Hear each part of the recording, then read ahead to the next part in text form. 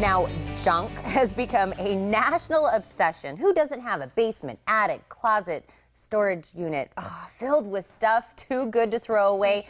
Or come on, let's be honest, more accurately, stuff you think is too good to throw away. Exactly. Well, award-winning journalist Alison Stewart, who we all know from many things, including MTV News, is joining us today to talk about how she can take a good hard look at America's complicated relationship with our belongings. Alison, you are here just in time. Do you know how many people have said that to me during this book tour? Yes. I was so excited just even reading that, because we might have a girl that needs your help sitting right next to me here. Your colleagues have been, they've given you up, Tina. We might as well just take a picture of my desk and show it. I know, I feel like we should. Though, we'll wait and when I'm not cleaning it up when you're like out of the office. I know. I do that. I really do that. So I'm so curious as to why you decided to write a book. Well, you know, I had written a book that was sort of a very serious book about education, African-American education, and my agent said to me, so what's your next book? I was like, oh, I got to clean out my parents' basement. My parents passed away, and they were born in 1929, so they were Depression-era folks.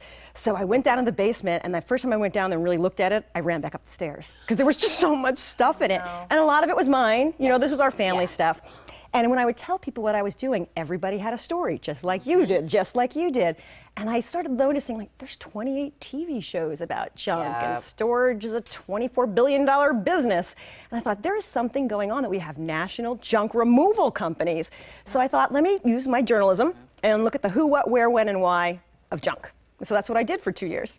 That's crazy. You know, and reading your book, you really take a look at junk. I got in there. You're talking about space. You're talking about space junk. You're talking about the shows. You even went behind the scenes of the shows. You look at it from a philosophy portion. You break it down for decades. So what kind of, out of all these things that you did, surprised you when you started really digging in there?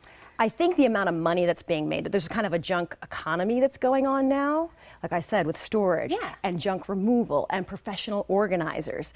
The other thing that I really got to sort of on the philosophical part of it is, it's not going away, so we kind of have to learn to manage it, right? Oh, the pack rat! That's why Heather showed the picture of the pack rat. We have to learn to manage it in a way, the way we have to learn to manage fast food and debt and stuff like that. The pack rat picture is funny, though. When I wanted to think about why humans did it, I wanted to, you know, the rest of the country, people don't realize that y'all have pack rats, that they're real things, right? So I went and studied pack rats with somebody from Tucson. Rode around with him to say, like, well, if they like to take their stuff to their houses, is that kind of like we like to take our stuff to our houses?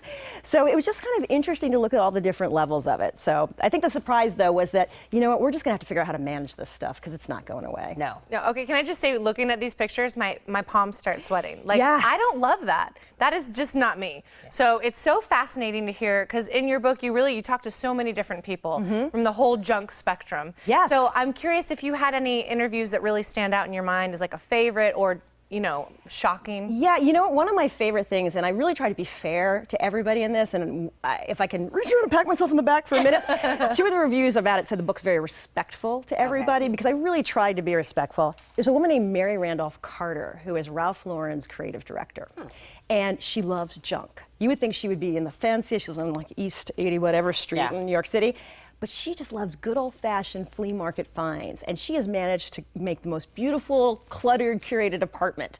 So I loved her take on it, because she said, I don't want people to feel bullied out of giving away their stuff, but if it brings you joy, if it makes you happy, that's good. And that seems to be the line. The line between, if your desk isn't bugging you, then you lay off her desk, Heather. If it's not bothering her. Alison said so. Exactly. You know, and I love that you said respectful, and I love that you were talking about how your parents, you know, their stuff that they had, they came out of the Depression, and that kind of makes sense to me, you know what I mean? When you didn't really have a lot, you kind of saved what you had, and the way I look at, I guess, my junk is, I can maybe use this later. You know, my mom does the same thing. Millennials may think of it completely different. They're coming from a different generation, a different need. I know your book kind of broke that down. That's what's so interesting. I think that's why we're kind of having this junk tsunami right now, is because you have the Depression era people holding on. That was virtuous to save. But millennials, I did a whole thing about tiny houses, people who live in like micro apartments. This young woman said to me, all my books are on my phone, all my music's on my phone, all my files. She doesn't need a lot of space and a lot of stuff. So you're having this weird thing of people retiring and wanting to downsize, but then their kids not wanting it and their grandkids not wanting it. So we're trying to figure out ways, you know, like Free Cycle, which started here in Tucson. I profiled the founder of that in the book.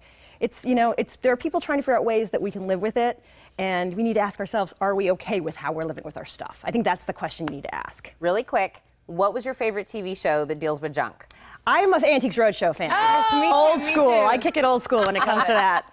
Well, Alison, I'm so glad you came in. I'm so glad that you're here in town. I'm going to tell everybody where everyone can see you in person. Love it, yeah. Get a hold of the book, but I told you before during the commercial break, this is the closest I'm ever going to get to MTV News because I'm so geeking out that you're here. I love that you wrote this book. I love that it's so personal. I love the Tucson ties. Yeah. So thank you so much for stopping in. I really appreciate you guys taking the time and being interested. Oh, no, absolutely. So cool. You can meet Alison Stewart. Believe me, you want to meet her. She's amazing. At her book signing tomorrow at 2 p.m. at Barnes & Noble. And for more details about her book and career, you could log on to AlisonStewart.net.